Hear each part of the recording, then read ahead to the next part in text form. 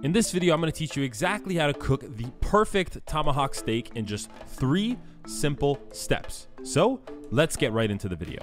First, you're going to start off by seasoning generously with some kosher salt. Now I'm doing this in real time so you can see how much I'm putting. It's a thick piece of meat, so you want to cover it.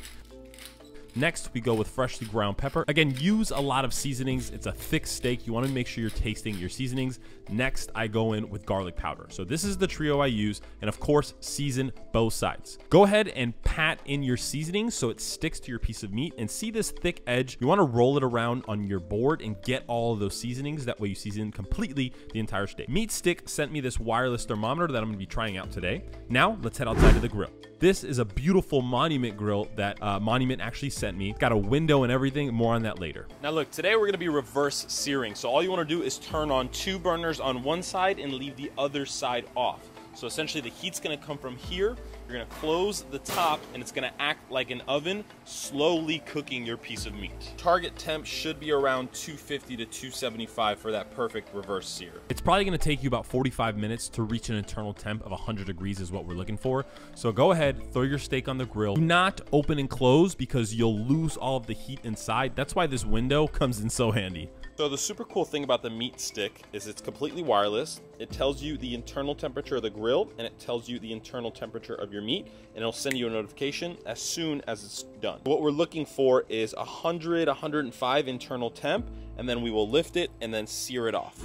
Now about halfway through, you can come in and check it with a probe thermometer and then flip it once it gets to about 80, 85 degrees and then close it back up until we get to 100 degrees like we're at now. It took about 40 minutes to get here. And now what we're gonna do is crank up the heat and get the grill as hot as we can. Turn it up high and let it get really, really hot. You can see the steak looks gray. It's kind of fatty and unappetizing. That's why we have to get step number 3 in, which is a hard sear. So again, get your barbecue really, really hot, throw it on the hardest part of the grill, and then go ahead and sear this bad boy off.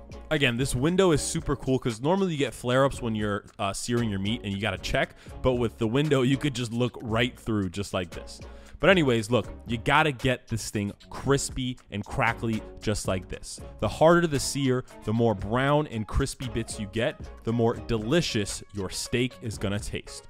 So spend the next 5 to 10 minutes searing the steak off until it looks like this. You want both sides to be nice and brown. Brown food is better food.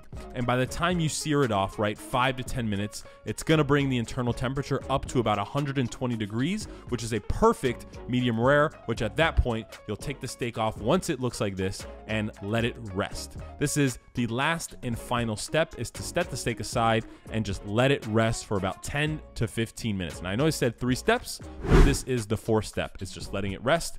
And now we got the final product, a rested, crispy crust reverse seared tomahawk. And watch when I cut this bad boy open.